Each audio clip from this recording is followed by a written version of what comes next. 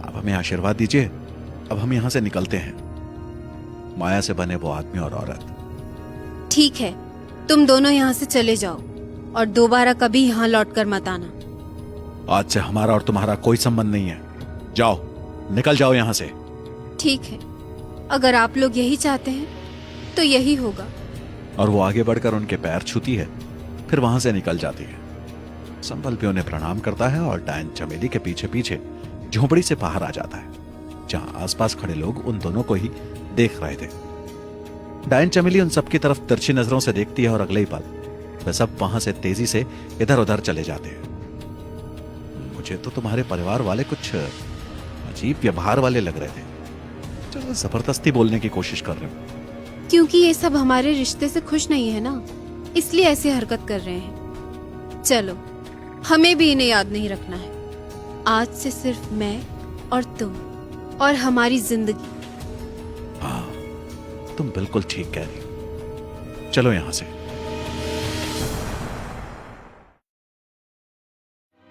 एक तरफ जहां डायन बेहद खूबसूरत रूप में संभल को अपना दीवाना बना चुकी थी और अब उसके द्वारा अपनी रक्त की प्यास बुझाना चाहती थी, तो दूसरी तरफ इस वक्त शमशान घाट पर एक तरफ तांत्रिक विशंबर जमीन की काली रेत को हाथ में उठा रहा था।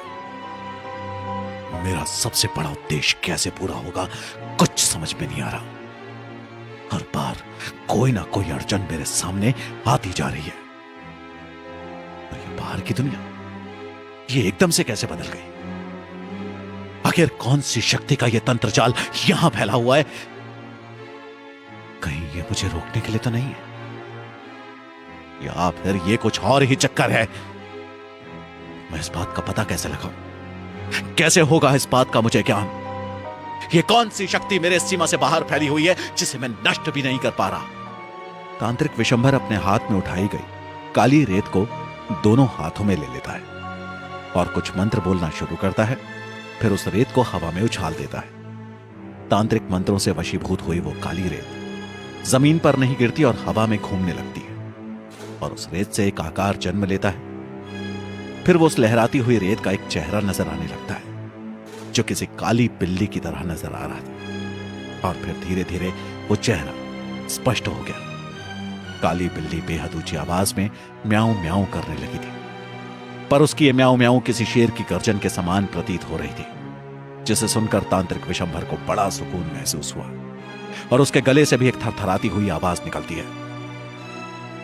जाओ मेरी प्यारी बिल्ली और पता लगाओ कहां से ये तंत्र ऊर्जा यहां फैली हुई है।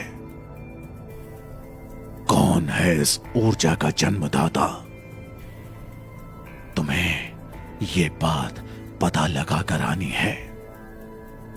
और एक बात का ध्यान रखना, बाहर की यह ऊर्जा तुम्हारे जिस्म को धीमे धीमे नष्ट करती चली जाएगी और इससे पहले कि तुम पूरी तरह नष्ट हो जाओ, तुम्हें इस बात का पता लगा लेना होगा। काली बिल्ली ऊंची आवाज में म्याऊं म्याऊं बोलती है और बाहर की तरफ भाग जाती है। अपनी ऊर्जा के तंत्र जाल से निकलकर जैसे ही वो दूसरी ऊर्जा के जाल में समाती है, उसके शरीर पर दूसरी ऊर्जा अपना प्रभाव दिखाना शुरू कर देती है। फिर वो बहुत तेजी से एक तरफ भाग पड़ती है। दूसरी तरफ जंगल में गांव के सभी लोग कामरा को घेरे हुए खड़े थे और अभी भी उसकी असलियत पर शक कर रहे थे। दरोगा, सच सच बता, तेरा क्या मकसद है? क्योंकि तुम दोनों ने पहले भी मुझे एक बार चूहा बनाया है और अब भी तुम लोगों का कुछ ऐसा ही मकसद लग रहा है मुझे। जल्दी बता, सच, वरना। कामरा अभी दरोगा की बात का कोई उत्तर देता कि तभी एक तरफ से आदिवासियों की अजीब सी आवाजें आने लगती है। शायद दूर झाड़ियों के पीछे आदिवासी आ पहुंचे थे, कामरा का पीछा करते करते। गांव वाले, ये आवाज कैसी है? लगता है बहुत सारे लोग हमारी तरफ आ रहे हैं। कामरा, मैंने तो आप लोगों से पहले ही कहा था कि सुरक्षित स्थान पर चल पड़ो। ये बहुत ही खूंखार लोग हैं, अभी भी कुछ नहीं बिगड़ा है, जल्दी से सुरक्षित स्थान ढूंढ लीजिए। सरपंच, ठीक है, चलो सब। और सभी लोग वापस हवेली की तरफ भाग पड़ते हैं अपने आप को सुरक्षित करने के लिए। पर शंकर और सूरजभान वहीं खड़े रह जाते हैं। वो अपनी जगह से हिले तक नहीं थे। सूरजभान, क्या कहता है भाई? मुझे लगता है ये हम पर भी हमला करेंगे। शंकर, नहीं यार, हम पर हमला कैसे कर सकते हैं? हमने तो इनकी जान बचाई है उस काले शैतान से। और मुझे तो लगता है कि इस कामरा ने कुछ ऐसा किया है जिसकी वजह से ये भाग कर आ रहा है। तो चलो इन कबीले वालों से मिलकर आते हैं और पूछ लेते हैं कि आखिर माजरा क्या है। किसी भी गांव वाले का ध्यान इस भगदड़ में नहीं था कि ये दोनों लड़के उनके साथ नहीं है। वो तो बस अपनी ही जान बचाने के चक्कर में बस भागते ही जा रहे थे हवेली की तरफ। सूरज और शंकर एक तरफ से हथियार लेकर आ रहे कबीले वालों के सामने आ खड़े होते हैं। कबीले के आदिवासी भी इन दोनों के पास भागे चले आते हैं और दोनों को घेर लेते हैं। शंकर और सूरजभान दोनों आदिवासियों को ऐसे घेरा बनाते हुए देखकर थोड़ा सा भयभीत हो जाते हैं और एक दूसरे का हाथ पकड़ लेते हैं। आदिवासी, आप दोनों हमारे यहां से भाग आए थे, चलिए अब हम आपको वापस लेकर चलेंगे। हाँ हाँ, क्यों नहीं, चलो। और सरदार संभल ठीक है या नहीं? वो हमसे नाराज तो नहीं है ना? हम उन्हें बिना बताए वहां से निकल कर आ गए थे। अब सरदार संभल सरदार नहीं रहे, उनकी जगह पर भोलानाथ सरदार बन गए।